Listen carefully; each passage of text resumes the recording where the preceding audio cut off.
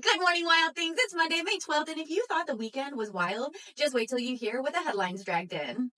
Today, we've got a $400 million jet gift from Qatar with Trump's name on it, a literal flesh-eating parasite situation that proves why maybe we shouldn't defund the USDA, and a rare trade truce between the U.S. and China that didn't come with screaming or tariffs in the shape of the middle finger. And if that's not enough, we've got hostages being freed, trials kicking off, and billionaires getting into AI logistics like it's fantasy football for tech pros. Grab your coffee, silence your phone, and prepare your eyebrows for permanent lift. Let's dive into the madness. Qatar's $400 million gift to Trump sparks controversy. In a move that's turning heads across the political spectrum, Qatar's royal family has offered to donate a lavish Boeing 747-8 jet to President Trump for use as a temporary Air Force One. The aircraft, valued at approximately $400 million, is intended to serve until the delayed official replacement are ready, with plans to transfer it to Trump's presidential library afterward. While the Trump administration asserts that the gift complies with all legal requirements, citing transparency and cost-saving benefits, critics from both parties are raising concerns. They argue that accepting such a significant gift from a foreign government could violate the Constitution's Emoluments Clause, which prohibits federal officials from receiving gifts without congressional approval. Ethics experts and lawmakers, including Democratic Representative Richie Torres, has called for an immediate review of the gift's legality and potential implications for U.S. foreign policy. As President Trump embarks on his Middle East trip, including a visit to Qatar, the controversy surrounding this flying palace continues to unfold, highlighting the complex interplay between diplomacy, ethics, and presidential perks. U.S. and China agreed to a 90-day tariff truce. In a significant development, the United States and China have agreed to a 90-day suspension of heightened tariffs, temporarily easing tensions in their ongoing trade dispute. The U.S. will reduce tariffs on Chinese goods from up to 145% to 30%, while China will lower its tariffs on U.S. goods from 125% to 10%.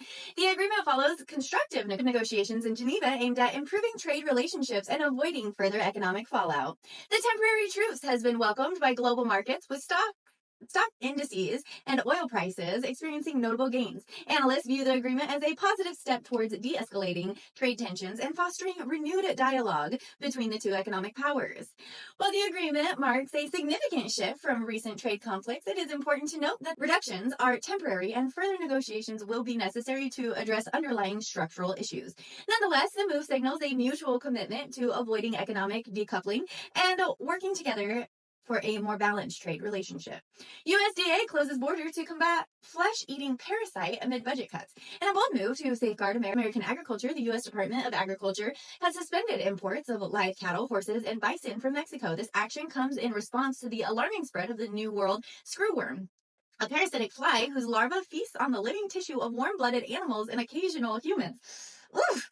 Agriculture Secretary Brooke Rollins emphasized the gravity of the situation, stating the protection of our animals and safety of our nation's food supply is a national security issue of the utmost importance. The screwworm, previously eradicated in the U.S. during the 1960s and 70s, has been detected in southern Mexico, raising concerns about its potential return. The USDA is not taking any chances. Efforts are underway to deploy sterile flies in strategic locations across southern Mexico and Central America, a proven method to curb the screwworm population. While Mexico's Agriculture Secretary Julio Bedegu expressed disagreement with the suspension, he remains hopeful for a swift resolution. However, the USDA has made it clear the ban will continue on a month-by-month basis until the significant window of contaminant is achieved. This decisive action underscores the importance of robust public health infrastructure and proactive measures to protect both livestock and human populations from emerging threats. Quick hits! Diddy sex trafficking trial begins in New York. Sean Diddy Combs' high-profile sex trafficking trial is set to officially begin today with jury selection and opening statements. Combs faces serious charges, including sex trafficking, racketeering, and transporting individuals for prostitution. He has pleaded not guilty and remains in pretrial detention. Koch Investments $40 million in AI logistics startup. Koch Disruptive Technologies has led a $40 million Series C investment in Optimal Dynamics, a New York-based startup specializing in AI-driven fleet management software.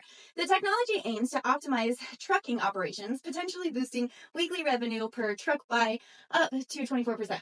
The Voice kicks off live semifinals tonight. Season 27 of The Voice enters its live semifinal stage tonight at 8/7 Central on NBC. Coaches will guide their teams through the performances with a new super save rule allowing coaches to bring back one eliminated artist. Mortgage rates hold steady in mid 6% range. Today's 30-year mortgage rates remain the mid to high 6% range, reflecting ongoing economic pressures. Experts suggest this may be the new normal for the foreseeable future. Virgin Media offers free access to UEFA Finals. Virgin Media has announced the addition of a free TNT sports channel, allowing customers to watch 3 major UEFA finals without subscription. The broadcast will include the UEFA Europe League, Conference League, and Champions League finals later this month. Broadway's Hamilton celebrates 10-year anniversary. The hit musical Hamilton marks its 10-year anniversary on Broadway today, celebrating a decade of performances that have captivated audiences worldwide. Special events and performances are planned throughout the week.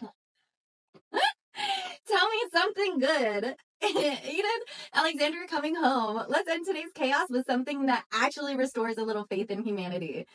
Eden Alexander, a 21-year-old Israeli-American soldier from New Jersey who's been held hostage by Hamas since October 2023, is finally set to be released.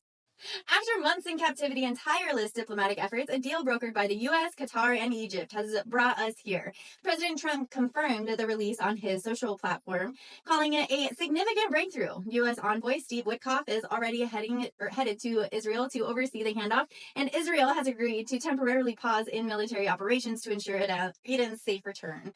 That's right, an actual moment of peace, even if just for one life. Now, let's be real. This isn't the end of the war, and Israel's officials made it clear there's no ceasefire on the table. But one mother is about to get her son back. One soldier is coming home. And if that's not good news, I don't know what is.